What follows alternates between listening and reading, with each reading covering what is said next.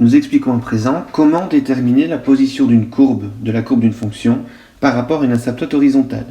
Observons dans un premier temps le graphique de la fonction 1 sur x. Alors nous savons que ce graphique présente une asymptote horizontale d'équation y égale à 0. L'axe des abscisses joue en réalité le rôle d'asymptote horizontale, et donc déterminer la position de la courbe, savoir si le graphique de la fonction s'approche de l'asymptote par le dessus ou par le dessous, mais revient finalement à étudier le signe de la fonction. Là où la fonction prend des valeurs positives, donc de plus en plus proche de 0, mais plus grande que 0, eh bien son graphique se rapproche de l'asymptote par le dessus.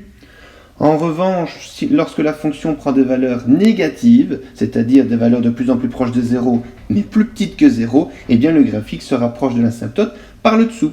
En revanche, cette fois-ci, si l'asymptote horizontale n'est plus en y égale 0, mais ici y égale 2, par exemple, donc en un réel b différent de 0, eh bien étudier la position de la courbe ne se fait plus au moyen du signe de la fonction, mais bien au moyen du signe de la différence entre la fonction, les valeurs de la fonction, et le réel b. Là où la différence entre la fonction et le réel b est positive, ça veut dire que la fonction prend des valeurs plus grandes que le réel b, eh bien le graphique se rapproche de l'asymptote par le dessus.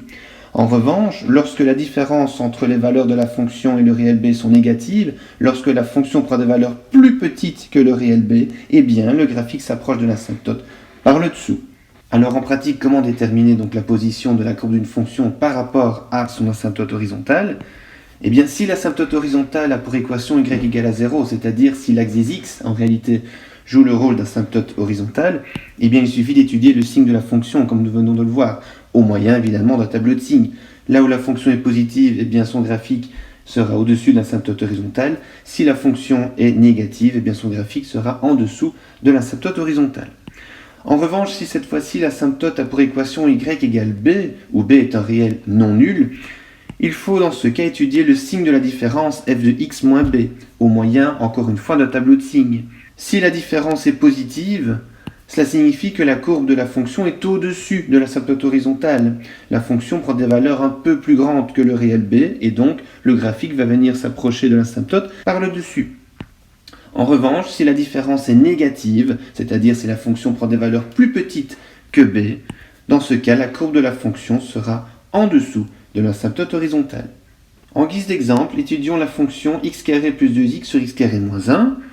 Alors, pour déterminer si cette fonction, si son graphique présente une asymptote horizontale, nous calculons la limite en plus et moins l'infini de son expression.